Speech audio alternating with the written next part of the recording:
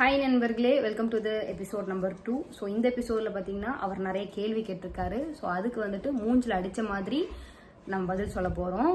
And என்னமோ பெருசாக சாதிச்ச மாதிரி அவர் வந்துட்டு அதை சொல்லு இதை சொல்லு அந்த ஒரு இதை நான் பார்த்தேன் சொல்லு அது அப்படியே பாயிண்ட்டை வந்துட்டு அவர் இதுபடுத்துறாராம். அந்த மாதிரி வந்து இந்த பிரகன் பேசியிருந்தாரு. ஸோ ஃபர்ஸ்ட் கொஸ்டின் பார்த்தீங்க அப்படின்னா, பதில் சொல்லு, எனக்கு பதில் சொல்லு, அந்த பத்திரத்தை காட்டு, நேமை காட்டு, அதை காட்டு, இதை காட்டுங்கிறாங்க. எதுக்கு நான் காட்டணும்? எதுக்கு நான் காட்டணும்? நான் கேட்குறேன். நீங்கள் பால் கைப் நடத்துனீங்க, அது ஒரு பெரிய விஷயம். அந்த பால் கைப் நடத்தும் போது என்கிட்ட சொன்னியா? இல்லை. அந்த ப்ராப்பர்ட்டிக்கு எவ்வளோ விலை கொடுத்து நீங்கள் வீடு கட்ட போறீங்கன்னு சொன்னீங்களா? அந்த வீடு கட்டுறதுக்கான காசு லோன்ல வாங்குறியா இல்ல ஃபுல் கேஷ்ல வாங்குறீங்களா? நீ அதுல எவ்வளவு காசு போட்டிருக்க, உங்க அம்மா அதுல எவ்வளவு காசு போட்டிருக்காங்க, இதெல்லாம் என்கிட்ட சொன்னியா? இல்லல்ல. அந்த இடம் யார் பேர்ல இருக்கு, அந்த வீடு யார் பேர்ல வரப்போகுது, இதெல்லாம் சொன்னீங்களா? இல்லல்ல. அப்புறம் எதுக்கு நான் வந்துட்டு எங்க அப்பா சொத்தை பத்தி உன்கிட்ட சொல்லணும்?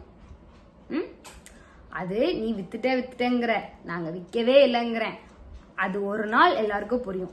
அதுக்குன்னு நான் எங்க அப்பா பேர்ல இருக்கிற பத்திரத்தை கொண்டு வந்து உன்கிட்ட காட்டணும்னு அவசியமே கிடையாது. சரியா? நீ காட்டு. அது உங்க அம்மா சொத்துனா இது எங்க அப்பா சொத்து. சரியா? சரி, எங்க அப்பாவுக்கு வந்துட்டு ஐபோன் வாங்கி கொடுத்துருக்கா, அப்பா வளர்றாங்க, என் பாப்பா வளர்றா அப்படின்னு சொல்ற. அப்புறம் என்ன இதுக்கு நீ வந்துட்டு உன் வயிறு எரிஞ்சு நேத்து வந்துட்டு அவ்வளோக்குள்ள கொதிச்சு போட வேண்டிய அவசியமே கிடையாது. எதுக்கு அப்படி போட்ட? ஏன் அந்த பாய் திருவி திருவி எதுக்கு பேசுற? நீ என்ன சொல்ற?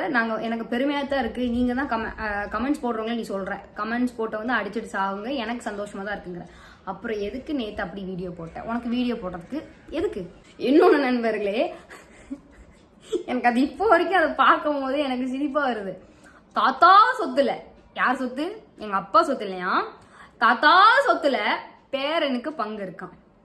இவங்க அம்மா சொத்தை கேட்டுக்கோங்க, இவங்க அம்மா சொத்தை அவங்க யாருக்குனாலும் கொடுக்கலாமா, இவங்க தாத்தா சொத்தை பேரனுக்கு தான் கொடுக்கணுமா? இல்ல அவங்க என்ன சொல்றாங்க, அவங்க அம்மா சொத்தை எனக்கு கேட்கறதுக்கு ரைட்ஸ் கிடையாதான், எனக்கு வேண்டாம் அந்த சொத்து, அது பெரிய சொத்து. அந்த அந்த அம்மா சொத்தை பொண்ணுக்கு கேட்கறதுக்கு ரைட்ஸ் கிடையாதான். ஆனா தாத்தா சொத்தை அவங்க மகன் இருக்கு, அடுத்து கீழே மகன் இருக்கிறாரு, அந்த மகனை தாண்டி அந்த பேரனுக்கு கேட்கறதுக்கு உரிமை இருக்குதான். அடே, உங்க அம்மா வந்துட்டு அந்த சொத்தை உழைச்சு வாங்கியிருக்காங்கன்னா எங்க தாத்தாவும் அந்த சொத்தை உழைச்சுதான் வாங்கியிருக்காங்க. உங்க அம்மா உனக்கு கொடுக்க முடியும்னா எங்க தாத்தா எங்க அப்பாவுக்கு கொடுக்க முடியும், எங்க அப்பா யாருக்குனாலும் கொடுக்க முடியும். புரியுதா? அதுல உனக்கு தான் கொடுக்கணும் அப்படின்னு எங்கேயுமே சட்டம் கிடையாது. சொத்துங்கிறது இட்ஸ் அ பர்சனல் ப்ராப்பர்ட்டி, அவ்வளவுதான். இப்ப நான் ஒரு சொத்து வச்சிருக்கேன்னா அது நான் என் பிள்ளைக்கும் கொடுக்கலாம், வேற யாருக்குனாலும் கொடுக்கலாம். என் பிள்ளைக்கு தான் நான் கொடுக்கணும்னு எந்த ஒரு ரூல்ஸும் கிடையாது. சரியா? அது என்னோட பர்சனல் ப்ராப்பர்ட்டி, நான் ஏர்ன் பண்ணி வாங்கினது, நான் யாருக்குனாலும் கொடுக்கலாம். சேம் கோஸ் டு மை அப்பா. எங்க தாத்தா கிட்ட இருந்து வாங்கின எங்க அப்பா அந்த சொத்தை யாருக்குனாலும் கொடுக்கலாம், எனக்கு உரிமை இருக்குன்னு நீ போராடலாம். ஆனா அது அவர் சாய்ஸ், அவருக்கு யாருக்கு கொடுக்க இஷ்டம் இருக்கோ அவருக்கு தான் கொடுப்பாங்க. ஆனா நீ சொல்றது எனக்கு சத்தியமா சிரிப்பா வருது. என்னது, எங்க அம்மா சொத்துல அவங்க உழைச்சோம்? எப்படி பேசுற? அந்த லைன் அவன் பேசுற வீடியோல கேட்டீங்கன்னா அப்படியே வருவான். அவங்களுக்கு கொடுக்கணும் அவசியம் இல்லை, அதே மாதிரி எங்க தாத்தாவுக்கு கொடுக்கணும் அவசியம் இல்லை, ஆனா அது பேரனுக்கும் பங்கு இருக்கு. அப்படியே உருட்டுறாங்க கடந்து. பாப்பாவை கேட்டேன்னா, ஆமா நான் பாப்பாவை கேட்டேன். எனக்கு வந்துட்டு ஒரு டைம்ல வந்துட்டு அந்த பொண்ணு வீடியோலாம் பார்க்கும்போது ரொம்ப ஆசையா இருந்துச்சு. அன்னைக்கு ஒரு நாள் ரொம்ப நல்லா ஜாலியா இருந்தோமே, சரி மெதுவா பார்க்கலாம் அப்படின்னா இவன் அடுத்து ஒரு கிளாஷ் வரும்போது இப்படி எல்லாத்தையும் வெளியிட்டுருவான்னு எனக்கு தெரியும். இருந்தாலும் சரி மனசு கேட்கலன்னு தான் நான் கேட்டேன்.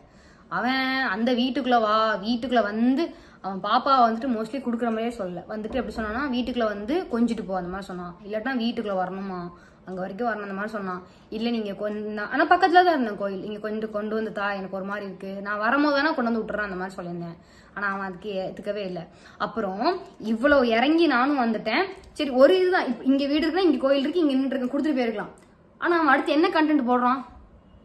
சரித்திரா அத்தையே மிஸ் பண்றா, பிரிகியாவை மிஸ் பண்ற மாதிரி கண்டென்ட் போடுறான். அப்படி அந்த பிள்ளை மிஸ் பண்ணதுன்னு நீ ஃபீல் பண்ணிருந்தீங்கன்னா நீயே கொடுத்துருக்கலாமே, ஏன் கொடுக்க மாட்டேன்? நீ கொடுக்க மாட்டேன், ஆனா கண்டென்ட் மட்டும் என்ன வச்சு போட்டுப்பியா? எப்படி இந்த கண்டென்ட்டுக்காக எப்படி அலையிறதுன்னு? பாசம்லாம் முக்கியம் கிடையாது. நெக்ஸ்ட், மெசேஜை பார்த்து செத்து போனேன்னு சொல்றான்.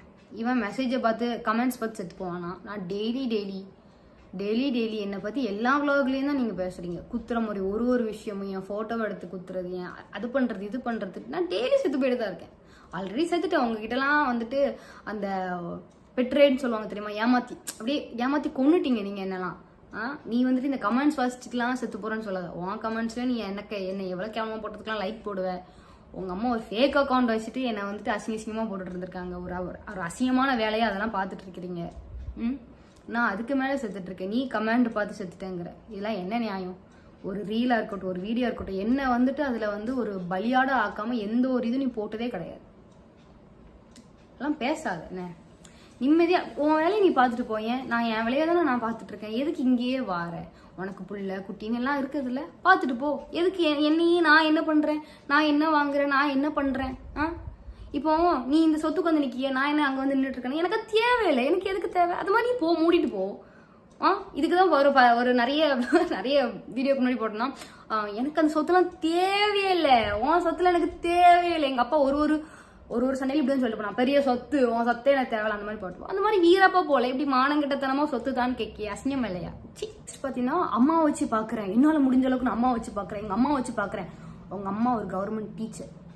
அவங்கள வச்சு பார்க்குறதுன்னு பெரிய விஷயம் இல்லை. அவங்க தான் ஒன்றை வச்சு பார்த்துட்டு இருக்கிறாங்க. எங்கள் அம்மா வச்சு நான் எங்கள் அம்மாவை இதை வச்சு பார்த்துட்டு இருக்கேன். எங்கள் அப்பா எல்லா வேலையும் விட்டு எனக்காக என் பின்னாடி வந்து என் பிள்ளை தான் பெற்ற பொண்ணு சந்தோஷத்துக்காக அவர் எல்லாத்தையும் தியாகம் பண்ணி எங்கள் அப்பாவை நான் வச்சு பார்க்கல. நீ பெருமையாக சொல்லக்கூடாது. நான் எங்கள் அப்பா வச்சு பார்க்கேன். எங்கள் அப்பா வந்துட்டு அவர் சொந்தமாக ஒரு எலக்ட்ரிஷியன் கடை வச்சு, அருளாட்டோ எலக்ட்ரிக்கல்ஸ்னு வச்சு என்ன ஒரு பெரிய லக்ஸூரியஸான ஒரு அந்த சென்ட் தாமஸ் மெட்ரிகுலேஷன் தான் இங்கே தூத்துக்குள்ள அப்படி தெரியும், அந்த மாதிரி ஒரு ஸ்கூலில் என்னை படிக்க வச்சாரு. சரியா? அப்படிப்பட்ட அப்பாவுக்கு நான் இப்போ ரீபே பண்ணிட்டு இருக்கேன் எல்லாமே. சரியா? எங்க அப்பாவை வச்சு நான் பார்க்கேன். உங்க அம்மா வச்சு நீ ஒன்றும் பார்க்கல. உங்க அம்மா ஆல்ரெடி நல்லா தான் இருக்காங்க. அவங்க தான் ஒன்றை வச்சு பார்த்துட்டு இருக்காங்க. சரியா? நீ அது என்ன அம்மா வச்சு பார்க்கறது பெருமை, அப்பாவை வச்சு பார்க்கறது அசிங்கம்? எதுக்கு? அதுக்கப்புறம் நீங்களும் தான் உங்க ஒய்ஃப்க்கு லாங் செயின் என்ன, நெக்லஸ் என்ன, அடுத்த மாலை என்ன, வளையல் என்ன, மோதிரம் என்ன, பிரேஸ்லெட் என்ன, கம்மல் என்ன, எல்லாமே வாங்கி கொடுத்துட்டு இருக்கிறீங்க. அதெல்லாம் நீங்க எதை பத்தியா வாங்கி கொடுத்தீங்க? நீங்க தான் சொல்றீங்க யூடியூப்ல உள்ள இன்கம் தெரியும்ல. ஆமா தெரியும்ல. நீங்க வாங்குற அத்தனை 20-30 பவுன் நகைலாம் எப்படி வாங்குறீங்க? அதெல்லாம் சுமார் 25 லட்சம் எவ்வளவு லட்சமா போகுமே. அதெல்லாம் எப்படி வாங்குறீங்க? அந்த நகைகள்லாம் எப்படி வாங்குறீங்க? ஐபோன் 1.5 லட்சம் 2 லட்சம் ஆளுக்கு ஒரு ஐபோனு. அந்த சும்மா ஒரு மதர்ஸ் டேக்கு அது ஒரு பெரிய விஷயம் தான். பட் வந்துட்டு ஒரு பர்த்டேன்னு கூட கிடையாது. மதர்ஸ் டேக்கு ஒன்று, அதுக்கப்புறம் என்னது ஒய்ஃப் டேக்கு ஒன்று, அந்த டேக்கு ஒன்று, இந்த டேக்கு ஒன்று வாங்கி கொடுக்குறீங்க. நீங்க எதை வித்தியா வாங்கி கொடுக்குறீங்க? சொல்லுங்க, எதை வித்து வாங்கி கொடுக்குறீங்க சொல்லுங்க. யூடியூப் வருமானம் தான் பத்தாதே அதெல்லாம் வாங்குறதுக்கு. அப்புறம் எப்படி வாங்குறீங்க? எங்க அப்பா உழைச்ச சொத்து இல்ல, எங்க அப்பா உழைச்ச சொத்து இல்ல, எங்க தாத்தா கொடுத்த சொத்தை எங்க அப்பா வந்துட்டு இப்படி பண்றாரு. எங்க தாத்தா வந்துட்டு எனக்கு தாத்தாங்கிறத விட எங்க அப்பாவுக்கு அவர் அப்பாவோட அப்பா. எனக்கு எங்க அப்பா எவ்வளவு க்ளோஸோ அது மாதிரி அவங்களுக்கு எங்க தாத்தா க்ளோஸ். அப்படி சொல்றேன், அப்பாவோட அப்பா. அப்போ எங்க அப்பா அந்த உழைச்சி எங்க அப்பா கொண்டாடக்கூடாதுன்னு சொல்றதுக்கு நீ யாரு? நீ அச்சீவ் பண்ணிட்டு வெக்கமே இல்லாம உங்க அம்மா கட்டுற வீட்டை போயிட்டு அச்சீவ் பண்ணிட்டு ட்ரீம் ஹவுஸ் நீ ஒரு இடம் வாங்கி நீ அதுல லோன் போட்டோ, நீ அதுல ஃபுல் கேஷ் வச்சோ, நீ வீடு கட்டினா அது உன்னோட அச்சீவ்மெண்ட். புரியுதா? அதுல நீ பண்ணினா அது உன்னோட அச்சீவ்மெண்ட். ஆனா நீ என்ன பண்ற? எங்க அச்சீவ்மெண்ட், ஐயோ எங்க dream house, oh my God, அது இதுன்னு நீ அசிங்கமா வெக்கமே இல்லாம அச்சீவ்மெண்ட்ங்கிற. இதாவது எங்க தாத்தா எங்க அப்பா பேருக்கு கொடுத்துட்டாரு வீட்டை. ஓகே, எங்க அப்பா பேருக்கு கொடுத்துட்டாரு. இப்ப அவர் பேர்ல இருக்கு, அவர் கொண்டாடலாம் அந்த சொத்தை. உனக்கு ஒண்ணுமே அதுல இல்ல. உன்னை கூட்டு போய் வாடகை வீட்டுல வைக்காம வேணா அதுல ஓரமா ஒரு பெட்ரூம்ல போட்டு வைக்க போறாங்க. அவங்க பேர்ல தான் வீடு இருக்க போகுது. அதுல போய் உட்கார்றதுக்கு ஐயோ நம்ம வீடு தராம போயிருவாங்களோ, நம்ம வீட்டை கட்டிட்டு நம்ம வெளியே தள்ளி விட்டுருவாங்களோன்ட்டு எங்க அச்சீவ்மெண்ட் போடுற. எங்க அப்பாக்கு எங்க தாத்தா கொடுத்த சொத்தை கொண்டாடக்கூடாதுன்னு சொல்றதுக்கு நீ யாரு? நீ ஏன் உங்க அம்மா இதுலதான் உட்கார போற? அப்புறம் எப்படி பேசுற? கடை கட்ட போறேன் அப்படின்னு சொல்லியிருந்தேன் இல்லையா? ஸோ கடை கட்டுவேன். எனக்கு எப்போ டைம் கிடைக்கும், எனக்கு எப்போ வந்துட்டு எல்லாமே நேரம் கூடி வருதோ அப்போ நான் கடை கட்டுவேன். ஸோ அந்த கடையில கொண்டு போய் என் பேரை எங்க சித்தப்பா வந்துட்டு பல லட்சங்கள் போட்டு கட்டுற கடையில என் பேரை வைக்க மாட்டாரு. கரெக்டு தானே? வைக்க மாட்டாரு. நான் உழைச்சி கட்டுற கடையில தான் நான் என் பேரை வைப்பேன். நான் உழைச்சி கட்டுற கடையில தான் எங்க அப்பா பேரை வைப்பேன். சரியா? ஸோ எங்க அப்பா பேரையோ என் பேரையோ எங்க சித்தப்பா வைக்க மாட்டாங்க. ஸோ அப்படி நாங்கள் கெட்டி இருக்கும் போது நான் vlogs போடுவேன். அதுக்கு வருஷங்கள் ஆகும். நீங்க அப்போ பாத்துக்கோங்க. இப்போ உங்களுக்குலாம் நான் இப்போ ப்ரூவ் பண்ண அவசியமே கிடையாது. நான் யாருங்க பர்சனல் டீட்டெயில எதுக்கு நான் ஷேர் பண்ணி என் பத்திரத்தை நான் எதுக்கு கொடுக்கணும்? இல்லை. இப்போ நான் வந்துட்டு இன்னொரு வீடியோ போடுறேன். அந்த வீட்டுல ஒரு விஷயம் நடந்துட்டு இருக்கு. அந்த விஷயத்த சொன்னாலே உங்களுக்கு புரிஞ்சிடும் இது இன்னும் அவ பேர்ல தான் இருக்கு, எங்க அப்பா பேர்ல தான் இருக்கு, நாங்க தான் வச்சிருக்கோம், நாங்க யாருக்கும் கொடுக்கல அப்படிங்கறது நீங்க புரிஞ்சுப்பீங்க. ஒரு விஷயம் நடந்துட்டு இருக்கு இப்போ, அது ஒரு ஹெக்டிக்கா போய்கிட்டு இருக்கு. ஸோ அதை வந்துட்டு நான் அந்த வீட்டுக்கு போய் கவர் பண்றேன். அந்த வீடு அங்க மொத்தத்துல வந்துட்டு கொடூரமா பேய் வீடு மாதிரி ஆயிட்டு அதை மொத்தமா இடிக்க தான் செய்யணும், அது வேற. பட் நான் உங்களுக்கு அதை காட்டுறேன், ஓகேங்களா? என்ன நடந்துட்டு இருக்கு அப்படிங்கறத நான் காட்டுறேன். நீங்க எல்லாருமே, நான் உங்க எல்லார்கிட்டயுமே என்னைய ஒன்று கேட்குறேன். என்னோட விளாக்ஸ் எல்லாம் நீங்க பார்த்துருப்பீங்க. என்னைக்காவது அநாகரீகமா நான் ஏதாவது பண்ணி நீங்க பார்த்துருக்கீங்களா? இப்போ தனி மரமா இருக்கேன், தனி மரம் இல்லையே, உனக்கு உங்க அம்மா இருக்காங்கல்ல, உங்க அம்மா தவிர வேற யார் இருக்கா? வேற யாரும் கிடையாதுல்ல உனக்கு. உங்க அம்மா கூட பிறந்தவன் யாரும் வரானா? இல்லைல்ல. அதை மாதிரித்தான் நீங்களும் தனி மரமா தானே இருக்கிறீங்க. நான் எங்க அப்பா இருக்காங்க, எங்க அப்பா மட்டுமே எனக்கு போதும். எங்க அப்பா கூட எங்க அப்பா குடும்பம் இருக்கு எனக்கு. ஸோ அதுவே எனக்கு போதும். நான் தனிமரம்லாம் கிடையாது. ஸோ நான் தனிமரமா இருக்கேன், தனியா கூத்தடிக்கேன். நான் என்னைக்கு கூத்தடிச்சிருக்கேன்? நான் எந்த ஒரு இடத்துக்கு போனாலும் எங்க அப்பா இல்லாம நான் போனதே கிடையாது. ஒரு தனியா ஒரு ஷாப்பிங்கோ எங்கேயுமே போனது கிடையாது. எனக்கு பிரைவசி எங்க அப்பா தரல அப்படின்லாம் கிடையாது. எனக்கு அப்படி போய் பழக்கமும் இல்லை, போயும் பிடிக்காது. சரிங்களா? என்னைக்காவது ஒரு 2-3 என்னைக்காவது ஒரு இடையில ஒரு எப்போவாது ஒரு ஃப்ரெண்ட் குரூப்பா வரும்போது அப்பவும் அப்பாவை கூட்டிட்டு போனா ஒரு மாதிரி இருக்குமேட்டு அப்ப வேணா வந்துட்டு, அதுவும் அப்பா தான் டிராப் பண்ணிட்டு அப்பா தான் பிக்கப்பும் பண்ணுவாங்க. ஸோ அந்த மாதிரி நான் தனியா வீட்டை விட்டு கால் எடுத்து வச்சது கிடையாது. நீங்களே பார்த்துருப்பீங்க, நான் வந்துட்டு நான் பப்பு கிப்புன்னு பார்ட்டி கீர்த்தி அது பண்ணிட்டு இது பண்ணிட்டுனாலும் அலைஞ்சது அப்படிலாம் கிடையாது. ஏன்னா என்னது கூத்தடிக்கேன். இனி இவங்களுக்கு மென்டாலிட்டி எப்படின்னா, இவ வளர்றாலே அதை வளர விடக்கூடாது அப்படிங்கிறது தான், வேற எதுவுமே கிடையாது. இவங்க பேசுற ஒவ்வொரு வார்த்தையிலும் எனக்கு அது நல்லாவே புரியுது. ஸோ இவன் சொல்றான் நான் தனி மரமா இருக்கேன், தனியா கூத்தடிக்கேன், நான் சென்னை போயிருவேன்னு. டே, நான் என்ன பண்ண போறேன்னு எனக்கே தெரியாம நான் இருந்துட்டு இருக்கேன். ஐ மீன் நானே இன்னும் வந்துட்டு அதை கன்ஃபார்ம் பண்ணல. சில ஒரு கவுன்சிலிங் மாதிரி ஒன்று நடந்துட்டு இருக்கு.